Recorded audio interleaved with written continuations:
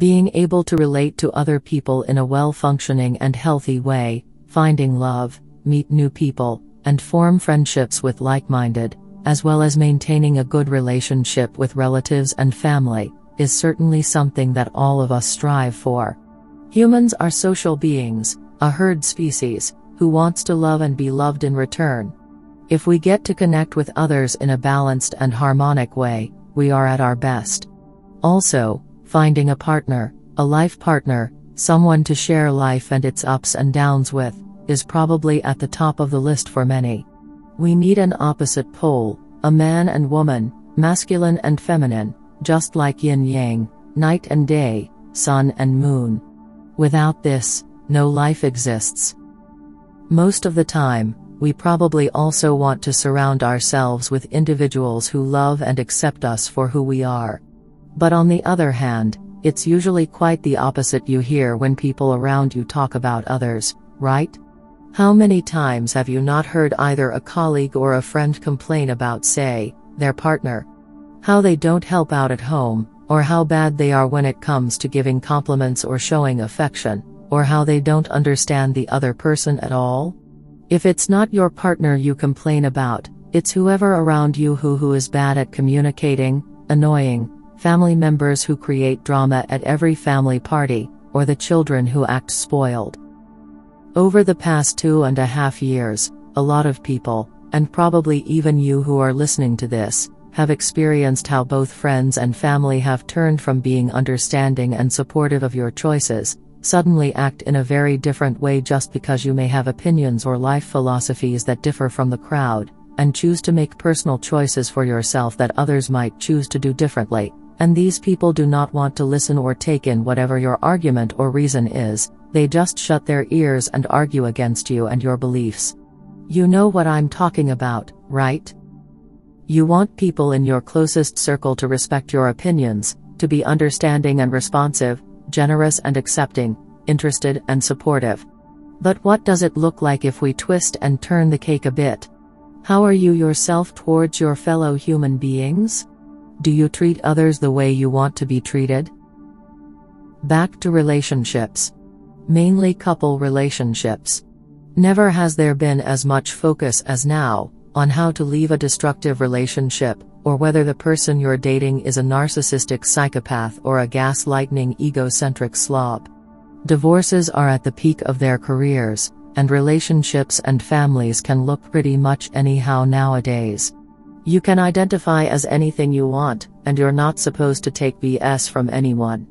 The most important thing in life is yourself.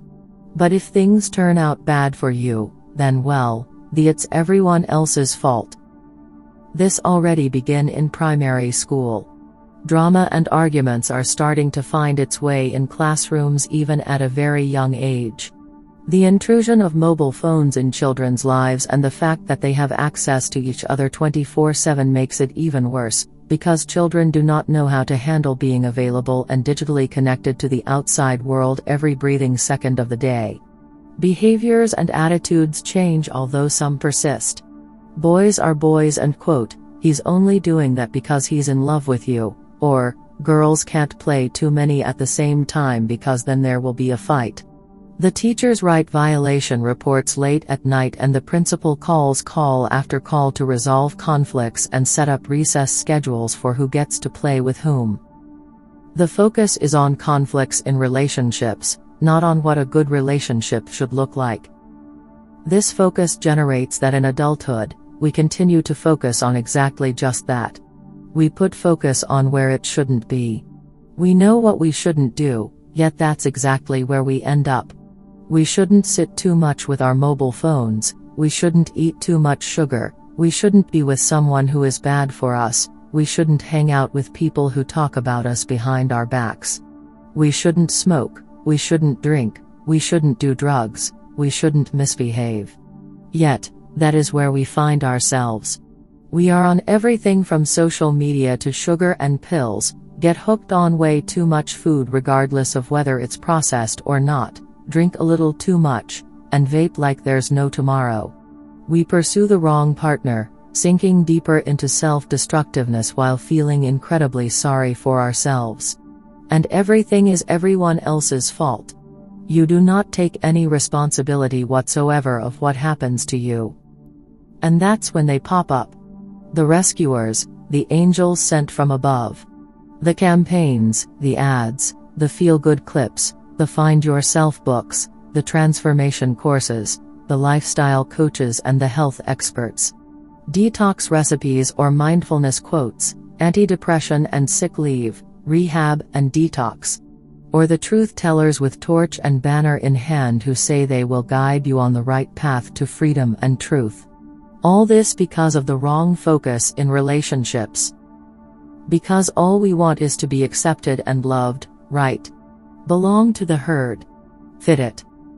Considering how much space relationships, together with health and well-being, have taken up all over the world in the last, say, 40 years or so, and in every forum possible, we should feel great and be experts when it comes to overall health as we spend time together with the love of our life, right? Yet we have never been so depressed, overweight and empty inside as we are today, into modern Western society. Imagine our lives being so privileged that we even have time to feel sorry for ourselves. We have created a magic wonderland, yet it is just a facade, full of broken individuals and infected relationships. To take responsibility for oneself, one's actions and one's own actions, together with treating people the way you want to be treated, is the key to healthy relationships. Deal with your shit, hang the martyr's backpack in the closet, and clean your life up. It doesn't matter how often you change your friends or find new acquaintances, date a new type, get a different position at a different workplace, or move to a new city or a new country. If you don't change the way you act, everything else around you will still look the same after a while. Because it's not everyone else's fault.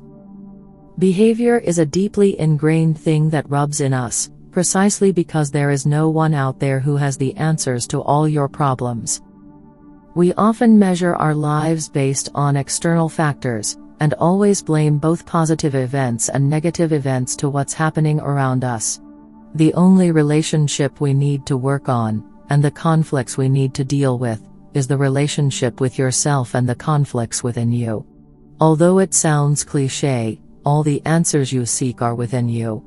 The relationship you have with yourself is reflected in all the relationships you have outside of you.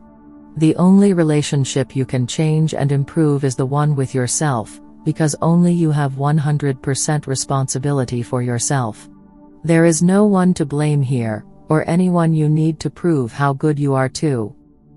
And it is only you who know when you are true in your own relationship with yourself.